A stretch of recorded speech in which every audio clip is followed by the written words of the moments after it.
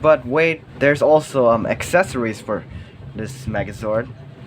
There's actually 3 instead of 2. Like, you know, the Mastodon Shield and Power Sword. This actually has 3rd weaponry, kind of like the Flame Toys version. So, but before that, I'm going to show you the cannon's alternate form of how they tucked in.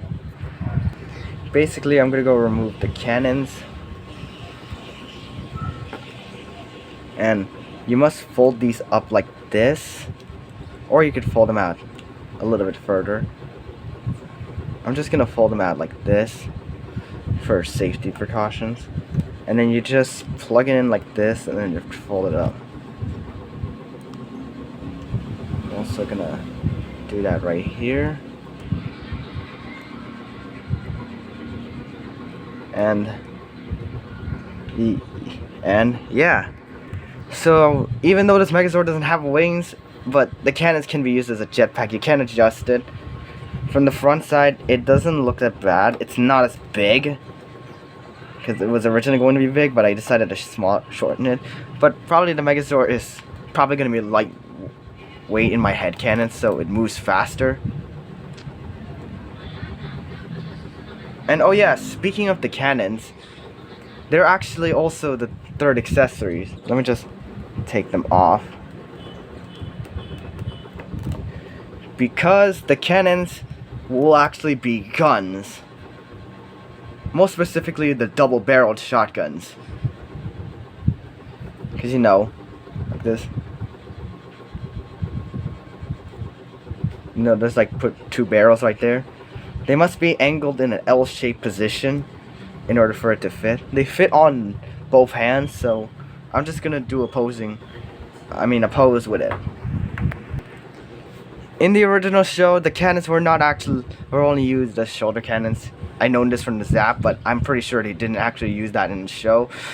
But just like the Flame Toys, he can actually use the cannons as guns. So he can go Wild West with those villains. And this is the pose I went for. I don't want it to make it into like a super pose like the Flame Toys does. I don't want it to fall off and break.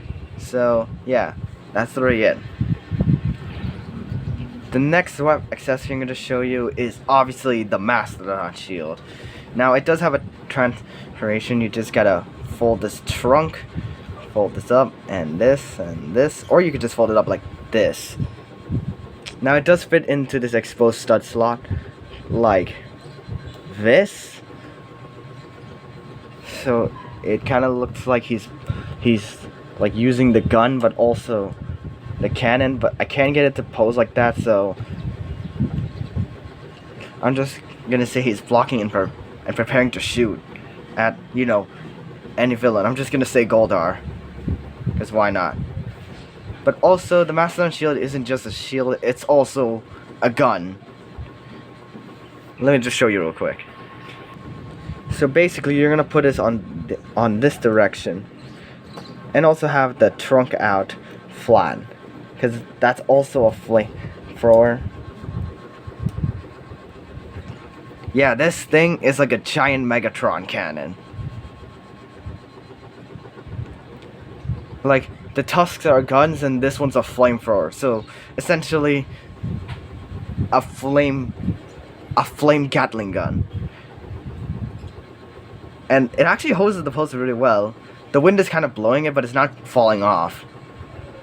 So anyway, let's move on to the last accessory.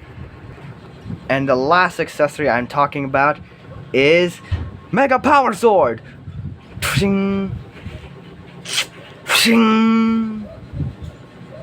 Yes, I'm talking about the pterodactyl's tail, which is obviously just like the Flame Toys. It's the Power Sword. It's pink, but it's not as accurate as I want it to be, but this is how it will look if it was a movie. You know, like I said, I want this Megazord to be in the Paramount's reboot. You know, the reboot made by Paramount. But it has a specific connection. Like, wait. Yeah, it's right here, but it's being blocked by this. You can adjust it if you want. Let me just adjust that. Hold on. It go for these two tubes in order to attach it to right here. So I'm just gonna do this off camera because it could be tricky. I decided to adjust the Mastodon shield to look at front. That way it looks like a shield. Now, this thing has a shield to pair up with its sword. It's kind of getting off balance, to be honest. I can clearly see that. So, let me just do it in a different pose. I just only changed the arm since it's less loose. It's not the one that's mostly loose.